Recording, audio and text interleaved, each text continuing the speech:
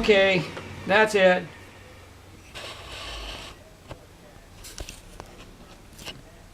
What do you think?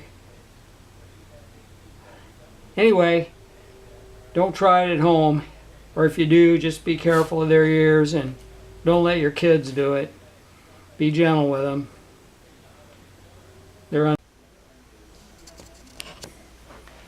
Hey everybody, there's the birthday boy. He's going to be 13 on March 1st, 2011. My little rescue dog. Got him in 2001, I believe. Anyway, I'm going to give him a little treat. He likes having his back scratched, so it's kind of fun to watch. Okay, here's a good dog. Okay, roll over.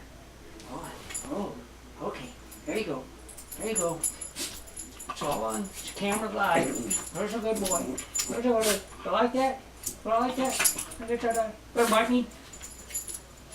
Little dog. Just like squirming around here. Yeah. Okay. The other thing he likes is being vacuumed. I've never seen a dog that wasn't afraid of a vacuum, and he actually loves being vacuumed. So, alright. Anyway, I don't know how that's going to turn out. Probably not very funny. Okay, now I'm going to turn it off and go get the vacuum.